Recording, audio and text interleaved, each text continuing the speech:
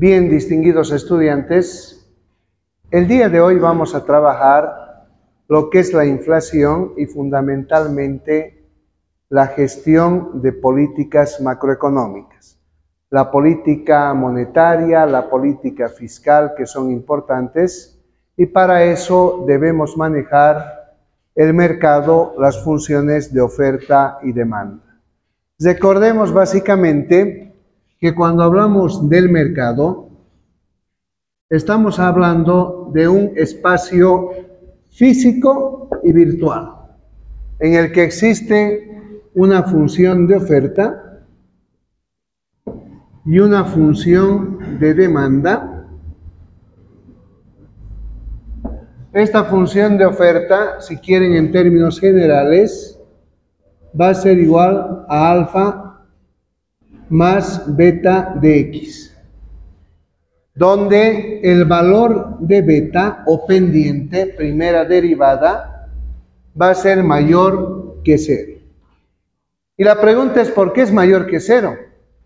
Porque desde la óptica del vendedor, del productor, se sobreentiende que a medida que se produce más, se justifica mayor producción porque vamos a tener mayor nivel de ingreso, porque el precio va a subir, esa es la lógica. Y el precio va a estar acá. Y la cantidad en el eje horizontal. En el otro caso, de la óptica del consumidor, vamos a decir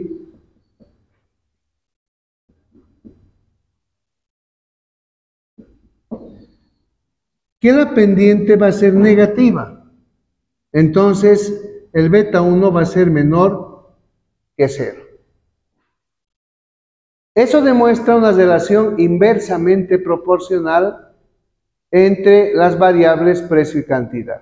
El consumidor demanda más cuando cae el precio o viceversa. Acá tenemos un punto de transacción en el mercado. Oferentes y demandantes se ponen de acuerdo para hacer la transacción. ¿Y el acuerdo de qué depende? De una puja en la cual el precio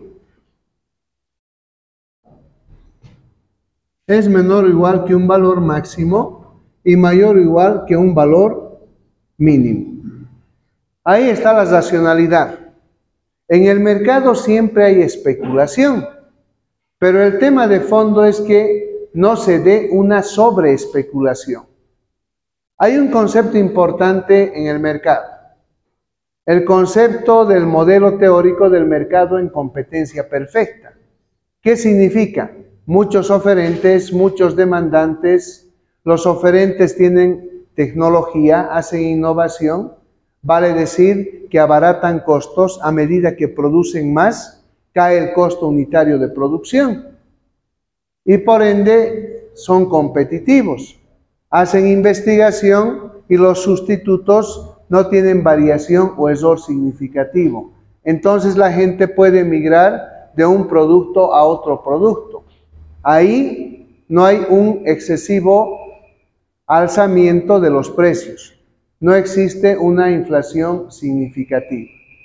Por si acaso, la inflación es parte de la economía. La inflación mide la temperatura de la economía. Pero el alza de precios no puede ser basado en la sobreespeculación. ¿Y cuándo hay sobreespeculación? Cuando hay escasez, quiero que me entiendan. Cuando la función de oferta no satisface al consumidor. Cuando el consumidor tiene mucho billete y quiere comprar en demasía, se da la inflación.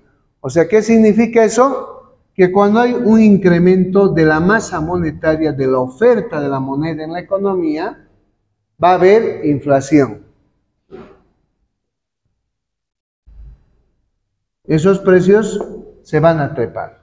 Ahí está el concepto de la inflación. Ahora, esta inflación tiene que ver mucho con la escasez. Si hay escasez, hay inflación, porque va a haber una sobreespeculación en función de este principio, de ese intervalo. Pensemos, las perturbaciones en la economía significan que se dan elementos naturales que van a perjudicar el desempeño de la economía. Un elemento natural se llama cambio climático, pero generado por la mano del hombre, del varón, de la mujer, en el proceso productivo. Se fractura la tierra, se fractura la roca, se saca gas, se saca petróleo, los espacios vacíos se tratan de compensar con agua, pero ¿qué es lo que pasa? Siguen dándose los movimientos de las capas tectónicas. Tenemos, si quieren, terremotos, en el mar tenemos los maremotos, tenemos, si quieren, en la tierra un cambio climático que hace sobrecalentamiento de la tierra porque hemos deforestado.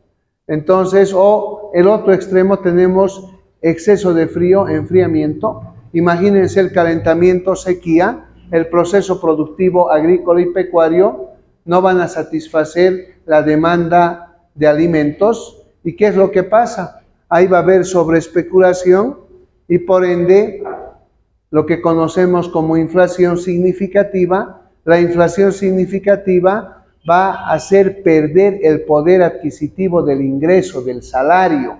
Quiero que me entiendan. Eso es lo que pasa en la vida real. Y el que es más pobre también sigue en ese camino de volverse más pobre, como dice una canción brasilera. Chibón, bom, bom, dicen, ¿no es cierto? Hay una canción, van a revisar en internet. Entonces, y el rico sigue jalando mayor riqueza. Claro, porque el rico tiene mayor conocimiento en muchos casos, está a cargo del proceso productivo, va a tener lo que necesita en su mesa, pero el pobre no va a tener esa capacidad.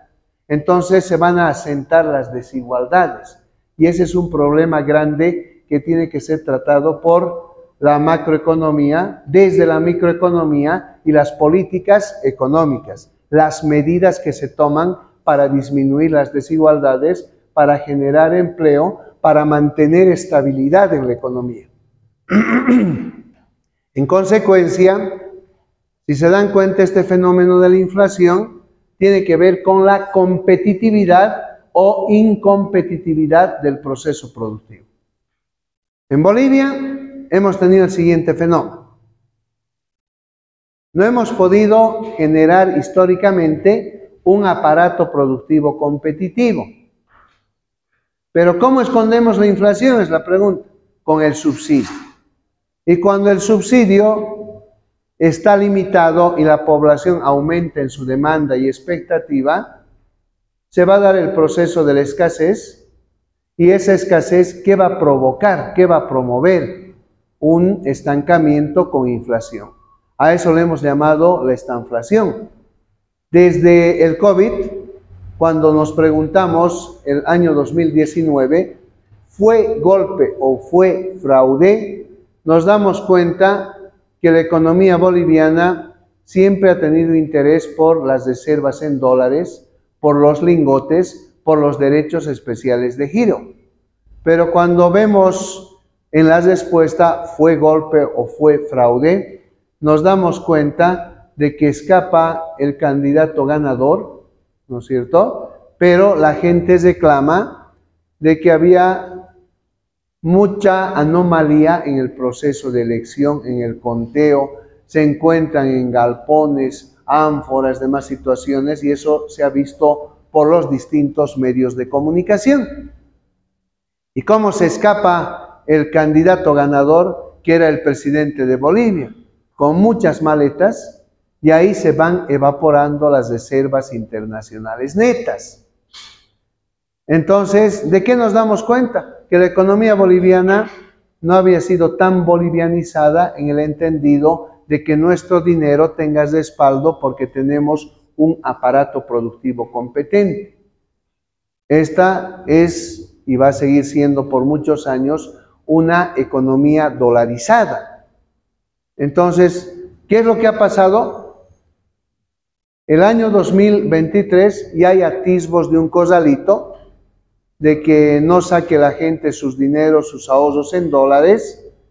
Entonces cayeron significativamente las reservas internacionales en dólares. Y la gente, ¿qué es lo que hace? Se da cuenta del corralito y saca su plata. Y la plata hoy sigue debajo del colchón, porque hay tantas mentiras en la gestión del gobierno. Hay muchas telenovelas que no generan credibilidad en la gente. Entonces, ese dinero, más o menos de 10.000 millones de dólares, que se evapora de los ahorros privados, podrían estar moviendo la economía. Pero cuando la economía no tiene mediana certidumbre, no tiene un plan real, no tiene políticas, medidas que sean significativas para expandirla, porque la política económica, ¿qué significa? Tengo que generar empleo, tengo que generar estabilidad, debo saber controlar la inflación. El empleo se genera con un aparato productivo que sea medianamente competente, que tenga productividad, rendimiento y que cuente con una función de producción en la cual el ser humano es un sujeto interesante para garantizar el rendimiento y la productividad. Entonces no se olviden eso. Y el mercado es el elemento que permite la transacción. Ahora, para entender este mercado, fíjense, y si les hablo de la moneda nacional y extranjera, me concentro ahora en la moneda extranjera. Hay una escasez de reservas internacionales netas, de dólares. Esa escasez que promueve sobreespeculación, inflación, el tipo de cambio, fíjense, en cuanto baja. Me voy a imaginar, hay un mercado paralelo, estoy hablando de los dólares, ¿y qué pasa con ese mercado paralelo? El dólar oficial es, ¿no es cierto?, por un dólar, 6.96 de bolivianos, ¿no es cierto? Pero en el mercado paralelo, por un dólar, ¿cuánto hay? Le pondremos 12 bolivianos. Vamos a pensar ahora. Como la economía está dolarizada, ¿qué es lo que pasa? Hay escasez de importación. Entonces, hay una escasez de ofertas, si se dan cuenta. Y hay un sobreprecio, una sobreespeculación. Vamos a hacer este cálculo, jóvenes. Entonces, hagamos el tipo de cambio en el mercado paralelo, que es de 12 bolivianos. Lo dividimos entre 6.96, les restamos 1 y ahí vamos a ver cuánto pierde de credibilidad la moneda nacional. ¿Ya? ¿Cuánto es, jóvenes?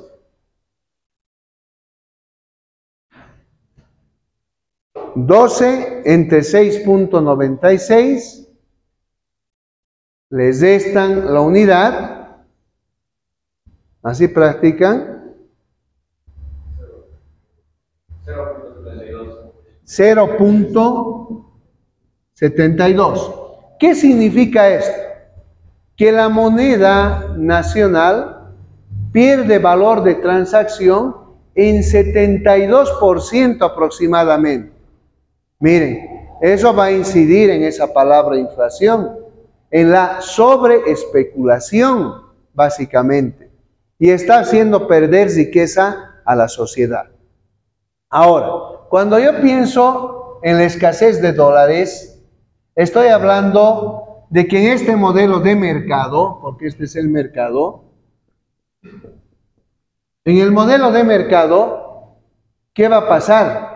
Hay una variable exógena, escasez de reservas internacionales netas que están perjudicando el manejo de los hidrocarburos, que tiene que ver con los costos de transporte. Entonces, se está desequilibrando la economía.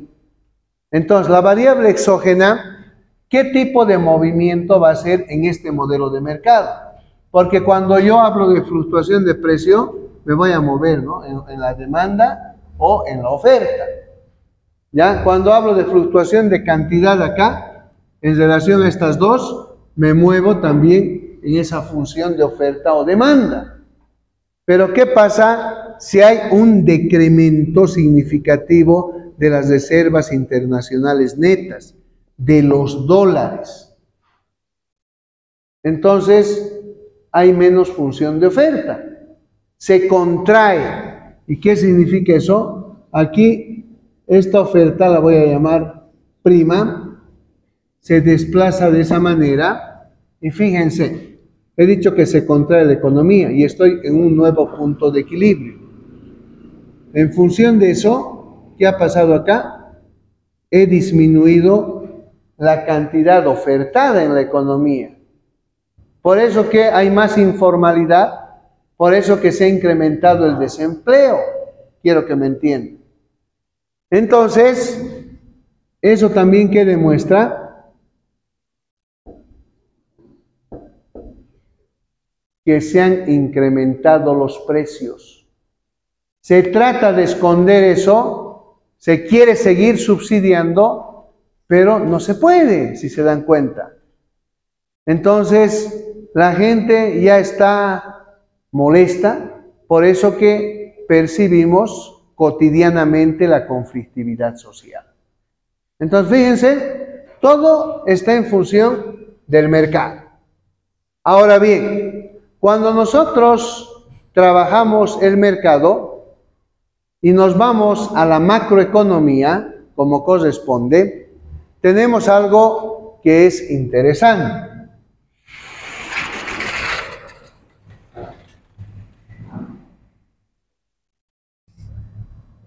El PIB lo enfocamos, si se dan cuenta, desde la óptica de la salida, que es más interesante, como el consumo familiar más el consumo empresarial, que se llama inversión, más el gasto gubernamental, más la diferencia entre exportaciones e importaciones.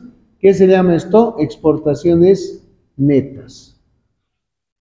Seguimos con esa relación. Sabemos que esto también se llama ingreso.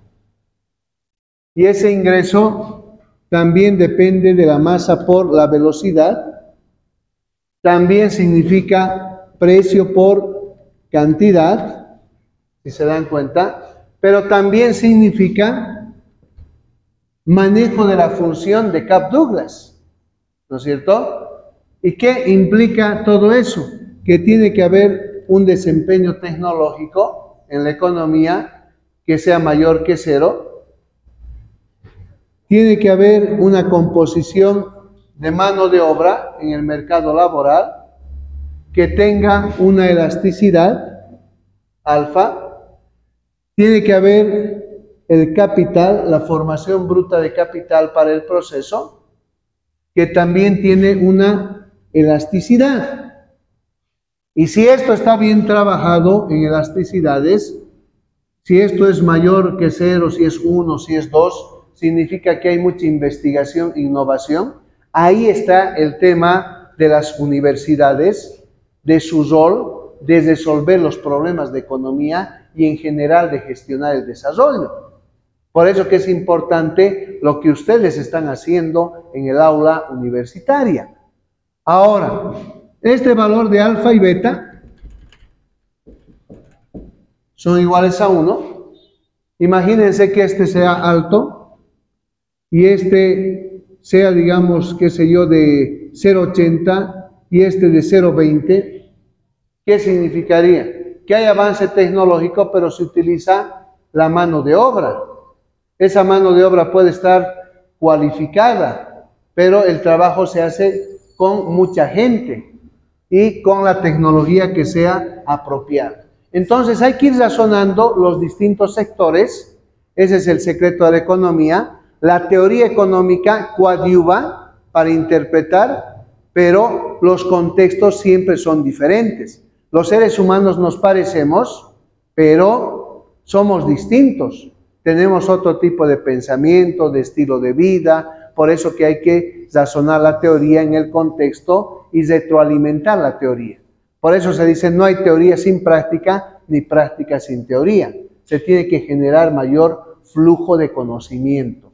No podemos ser dogmáticos en la economía ni escépticos. Tenemos que aprender a ser pragmáticos y a concebir escalas de grises. Por eso no se puede hacer capitalismo puro ni populismo puro. Entonces hacen mal a la salud, ¿no es cierto?, de la economía y de la sociedad. No construyen bienestar, o vale decir, no disminuyen significativamente las desigualdades. Solamente es cambio del ejercicio del poder y, por así decirlo, los que tienen el poder hacen lo que les viene en gana. Por eso que se puede hacer una escala de grises, que significa una economía social de mercado, un modelo de eficiencia y equidad, que es un modelo mixto. Entonces, la alianza público-privada, que tiene que ser convenientemente estudiada. De eso se trata. Entonces, fíjense, retomo esto y me voy a dar cuenta de que ese ingreso en la economía tiene que ver con el consumo autónomo. Ustedes recuerdan, ¿no? El modelo ingreso-consumo. Lo hemos hecho para entender el comportamiento de las familias. Entonces, a eso se le agrega ese beta que se llama propensión marginal a consumir. ¿Y qué pasa acá? Eso dependía del ingreso, ¿no es cierto? Pero el ingreso disponible es real. ¿Cómo se va a razonar? El ingreso menos los impuestos, ¿no es cierto? Eso pasa en la vida real. Porque ¿a quién le cargan más los impuestos? Al consumidor final, si se dan cuenta. Eso ocurre en la vida real. Entonces, acá la inversión siempre va a tener un componente autónomo, un punto de partida, ¿no es cierto? Nivel de ingreso, pero va a haber un nivel de inversión, nivel de ingreso cero, inversión de tantas unidades monetarias, ¿no es cierto? La contabilidad nacional no es tan perfecta. La realidad manda y determina esos elementos. ¿Y acá qué vamos a tener? El inversor siempre referencia una elasticidad, una preferencia de inversión en concordancia a la tasa de interés. Claro, lo hemos dicho. Ahorro, inversión. ¿Correcto? Desde el modelo ingreso-consumo que lo hemos razonado. Entonces, hay más inversión cuando cae la tasa de interés o viceversa. Pero por otro lado, fíjense, si sigo razonando, tengo el gasto y tengo el saldo en el comercio exterior.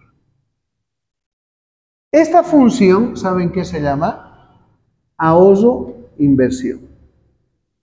Función ahorro-inversión. La IS con siglas, si quieren, en inglés.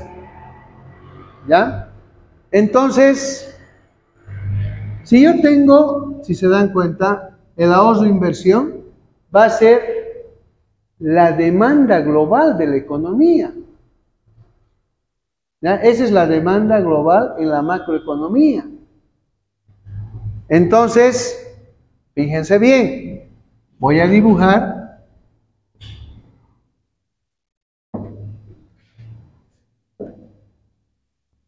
y aquí va a estar la demanda global de la economía. ¿Ya? De ahí sale. Ahora, tiene que haber una oferta en la economía. Y la oferta en la economía se llama liquidez monetaria.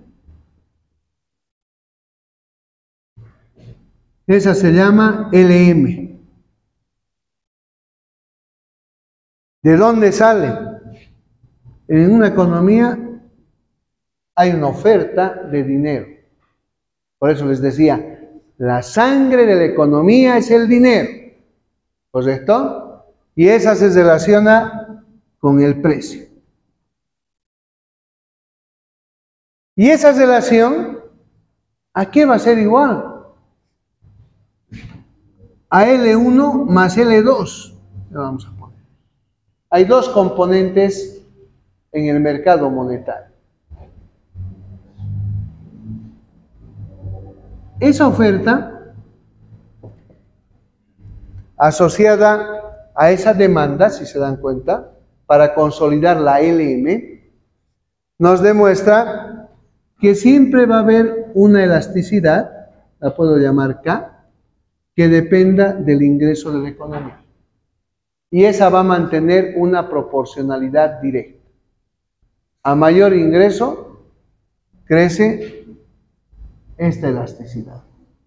¿Correcto? Ahora bien, ¿por qué va a crecer? Pues la masa monetaria, si se dan cuenta. Pero por el otro lado, este otro componente, el L2, tiene que ver con este pedacito. Y principalmente con tomar esa proporcionalidad inversa para la inversión. Entonces, aquí estamos, la preferencia por la inversión, la elasticidad, ¿no es cierto?, vinculada a la tasa de interés. Entonces, esta función se llama la LM y es creciente.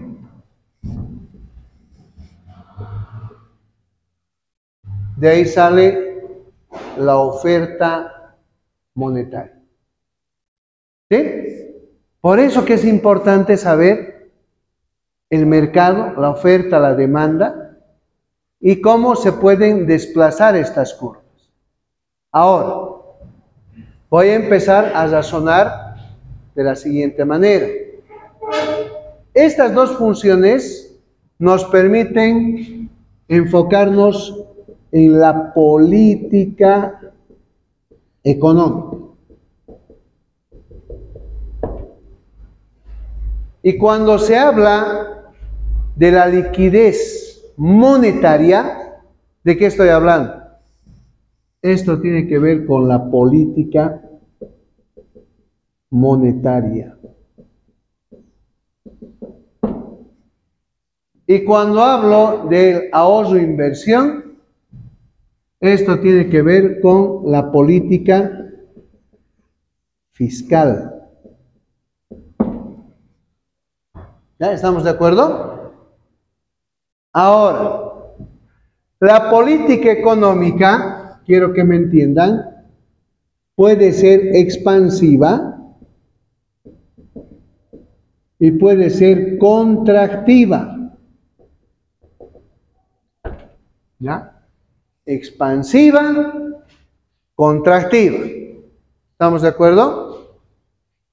Entonces, quiero hacer crecer el ingreso, estoy hablando de una política expansiva. Puede ser monetaria, puede ser fiscal, puede ser combinada. ¿Cuándo es contractiva? Cuando yo quiero reordenar la economía, jóvenes, les planteo lo siguiente para comprender mejor. Si el país está desordenado, tengo que darle mediano orden en la economía. Si una economía como la norteamericana, les coloco este ejemplo, tiene desorden, tiene inflación después del COVID, significa que han metido mucho billete a la sociedad norteamericana. Pero ¿qué hago para reordenarla? En el corto plazo, primero pienso. Estos modelos se van a trabajar en el corto plazo, en el año, ¿ya? Y en el año para mover el PIB, para consolidar una meta financiera, un número de PIB que sea creciente, voy a decir.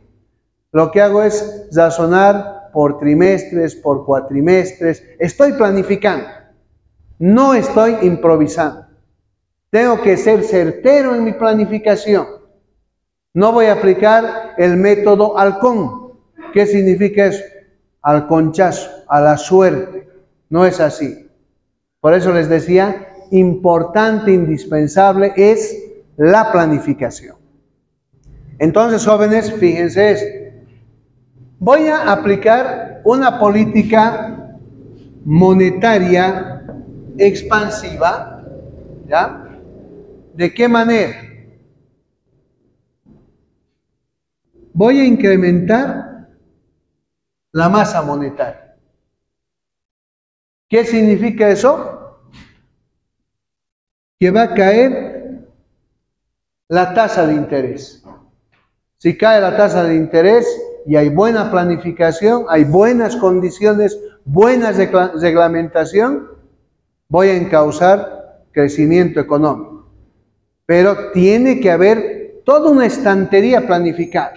Por decir, vamos a aumentar la masa monetaria en la economía en el año para que después de haber estudiado los emprendimientos de ustedes jóvenes, les demos viabilidad en su mercado porque tenemos relaciones internacionales con otros países que nos van a cobrar arancel cero por lo que exportemos. Entonces, esa es una maravilla, es una gran noticia. Les van a dar el apoyo técnico, les van a apoyar para sacar el producto con el menor riesgo posible a ese mercado extranjero y va a funcionar, ¿no es cierto? Ustedes van a hacer crecer el emprendimiento en el tiempo va a ser una gran empresa, va a ser una gran corporación. Pero tiene que haber de por medio planificación. Sin planificación no hay nada. Seguimos en el desastre. Entonces, esa va a ser la lógica. Ahora, esta política económica puede ser contractiva, ¿ya? ¿Para qué? Lo que les decía César, para ordenar la economía. Mi economía está desordenada, está con mucha inflación, como la economía norteamericana que les estaba manifestando. Entonces, ¿qué hay que hacer? Hay que aumentar la tasa de interés. O sea, ¿para qué? Para que con el acompañamiento de bonos de tesoro pueda captar más recursos del exterior y del interior de la economía, saco de circulación el dinero y a la gente le estoy induciendo a planificar, a tener retorno. Y con esa plata que estoy haciendo como Estado, estoy dinamizando la inversión productiva, estoy generando fuentes de trabajo, estoy estabilizando mi economía, estoy disminuyendo las desigualdades, estamos enfocando el manejo de lo que es la equidad generacional, estamos dando oportunidades. ¿Estamos de acuerdo? Bien, entonces, ¿esto qué implica? Subida de la tasa de interés. Ahora, me voy a volver solamente un economista vicioso del monetarismo, ¿ya? De la política monetaria, ¿ya? Las políticas pueden ser combinadas, pero les voy a explicar qué es lo que pasa, ¿ya? En algún caso en la vida, fíjense bien, estoy en esta posición, ¿ya? Aquí está el punto de equilibrio, aquí está el ingreso y aquí está la tasa de interés, fíjense. El precio del dinero, ¿no es cierto? Ahora, eso se llama equilibrio simultáneo. Hemos analizado los distintos mercados, ¿no? Y están confluyendo acá. Entonces, acá tengo un ingreso de equilibrio. Me voy a imaginar que son $1.000 millones. ¿Estamos de acuerdo? Estoy partiendo de ese punto de equilibrio en relación al año anterior. Sigo calculando mi PIB tiene que crecer, esa es la lógica de la economía. Pero el crecimiento tiene que ser planificado. Ahora bien, estoy con esta tasa de interés referencial. ¿Estamos de acuerdo? Entonces, voy a hacer lo siguiente. Voy a aplicar que en la economía tengo inflación. Mi economía también está estancada, tengo estanflación. ¿Estamos de acuerdo? Tengo que reordenar. No puedo quedar mal, porque si no me sacan, me quitan el poder. ¿Qué voy a hacer entonces? Voy a aplicar una subida de las tasas de interés. ¿Qué estoy haciendo? Una política contractiva. ¿Se dan cuenta? Para reorganizarme, como les decía. Entonces, estoy trabajando en el año, aquí tengo E',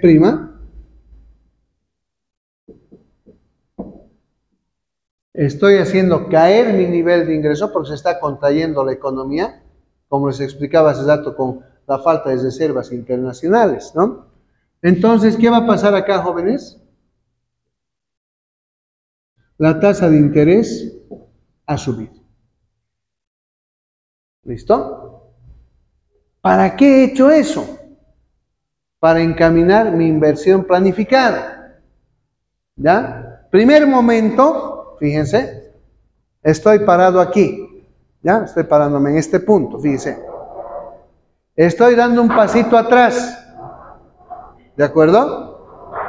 Ahora, en el año, tengo que dar 2 pasos adelante. Ya me están comprendiendo. Pero en función de la planificación, estoy hablando en ese corto plazo, tengo que ser exquisito, dinámico. La gente, los actores, los agentes económicos tienen que cumplir sus roles. Entonces, ¿qué hacemos acá, jóvenes? Estoy en este punto y después voy a aplicar la política expansiva.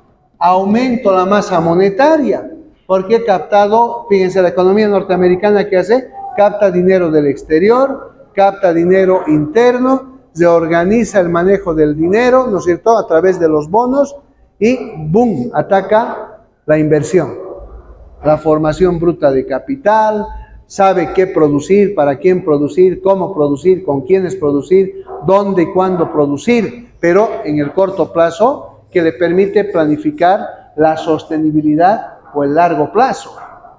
Entonces, ¿qué es lo que pasa? Aplico la política, si quieren, expansiva. Me he venido acá, ahora voy a utilizar otro color.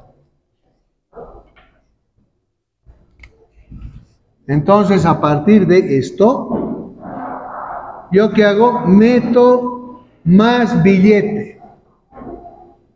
El M2 le voy a llamar. Fíjense. ¿Dónde estoy ahora ubicado? Política expansiva. El nuevo punto de equilibrio es ese. ¿Qué ha pasado, jóvenes? Estaba aquí. Entonces, aquí voy a referenciar esto. Y por ahí acá ya tengo 1.500 millones de dólares para terminar la gestión. O sea, ha funcionado. ¿Sí? Solamente les estoy mostrando primero lo monetario. Primero he contraído para ordenar, un paso atrás y después doy 2 pasos adelante. ¿Se dan cuenta? Pero con mucha planificación, con gente competente, con función de producción exquisita. Entonces, ¿qué ha pasado acá, jóvenes? Aquí he hecho caer la tasa de interés. O sea, se vuelve interesante la situación. Hemos trabajado una política monetaria, contractiva y después expansiva, si se dan cuenta. Entonces, el contexto, los actores, sus intereses, me ayudan a definir qué tipo de política voy a realizar. Acá estoy haciendo por elementos objetivamente prácticos, solamente la política monetaria en un primer momento. Una pausita. Bien, ahora vamos a trabajar la política fiscal. Nuevamente nos ubicamos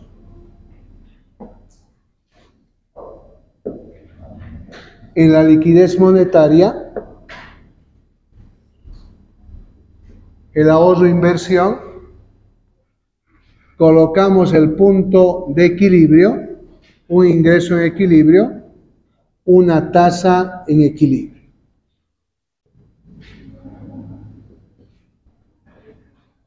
Y el supuesto sigue siendo que existe inflación, estancamiento en la economía. ¿Qué podemos hacer desde la política fiscal? Pero estamos practicando. Ya les había dicho, lo óptimo es combinar aceptar la escala de grises, ¿no es cierto? Pero a modo de ejercitar, vamos a trabajar lo siguiente, jóvenes. Voy a hablar de la política fiscal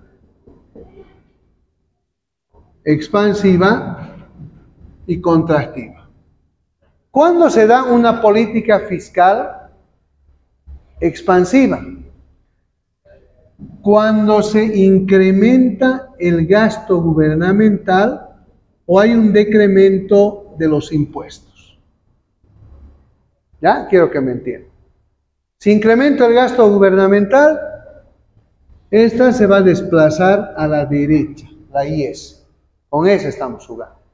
Si disminuyo los impuestos, la gente va a tener más efectivo y también esta se va a desplazar hacia la derecha. Ya esa es la posibilidad. Ahora, ¿cuándo es contractiva? Entonces vamos a pensar, esta política fiscal va a ser contractiva cuando se incrementen los impuestos y cuando se disminuya el gasto gubernamental. Estamos en inflación, estoy asumiendo ese aspecto. Si estamos en inflación, ¿qué voy a hacer? A ver, ¿qué puedo hacer? Estoy en estanflación. Una primera movida, un pasito hacia atrás, ¿cuál podría ser? Están escondiendo los dólares en la economía.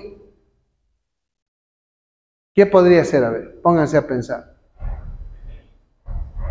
¿Qué hago? ¿Puedo incrementar los impuestos? Sí, podría ser un incremento de impuestos. Si sé que están escondiendo.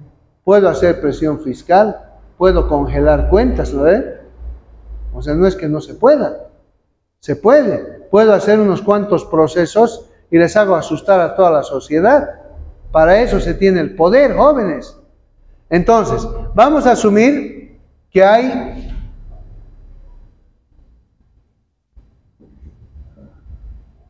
un incremento en los impuestos. ¿Ya? Estoy chantajeando. Ahora me entienden, ¿no? Entonces, ¿qué va a pasar? Si aquí yo tenía 1.000 millones, estamos jugando con esa cifra, entonces, aquí por ahí la tasa de interés, no sé, era del 2%. ¿Ya? Es un ejemplo nada más. Ahora, ¿qué estaría pasando en este contexto? Tuviera un nuevo punto de equilibrio. ¿Qué ha pasado acá? El ingreso ha caído coyunturalmente. Y también, ¿qué ha pasado acá? Cae la tasa de interés. ¿Sí? Coyunturalmente. ¿Estamos de acuerdo? Ahora, ¿cuál va a ser la próxima movida? Estoy en este punto de equilibrio. Voy a conseguir otro color de marcador para que se entienda. ¿Y qué vamos a hacer, jóvenes? Ahora, me enfoco acá. Sigo en el corto plazo. Tengo que hacer crecer la economía. Tengo más impuestos. ¿Y qué puedo hacer ahora? Tengo plata, es recaudado. Asumo que no soy corrupto. Ya tengo planificadas las obras públicas. Entonces voy a generar empleo. ¿A través de qué? Voy a incrementar el gasto gubernamental. Entonces por ahí me desplazo hasta ahí. ¿Qué va a pasar ahí, jóvenes? Estoy en este otro punto. Desde acá estoy llegando ahí, a un ingreso por ahí de 1.500 millones de dólares. Se sobreentiende que esto va a ser, ¿qué cosa? Que se trepe la tasa de interés. Por ahí es, no sé, del 3.5%. Listo. Pero ¿qué objetivo he logrado en la economía? Ha crecido el Producto Interno Bruto. Conclusión, jóvenes, que para aplicar medidas económicas debemos tener información, debemos testear la economía constantemente. Por eso que el crecimiento del PIB, dicen por trimestre, por cuatrimestre, para hacer los ajustes de política monetaria, de política fiscal, que son importantes. En consecuencia, nosotros queremos crecer en la economía, tiene que haber compromiso de los agentes económicos. Los agentes económicos tienen que cumplir sus roles y fundamentalmente lo que se tiene que hacer es una perspectiva de economía planificada. Si no hay planificación, si hay exceso de improvisación, difícil tener resultados en la economía. No se olviden que la economía funciona en concordancia a una palabra mágica que se llama inversión. Y la inversión tiene que ser estudiar. ¿Qué producir? ¿Para quién producir? ¿Cómo producir? ¿Con quiénes producir? ¿Cuándo? ¿Cómo? No sé, ya hemos dicho el cómo. ¿Dónde producir? Que es importantísimo. Si estudiamos bien la inversión, si testeamos la macroeconomía, el complemento microeconómico, la retroalimentación, vamos a obtener resultados. Pero si se da la incultura, el desorden, difícil hacer economía.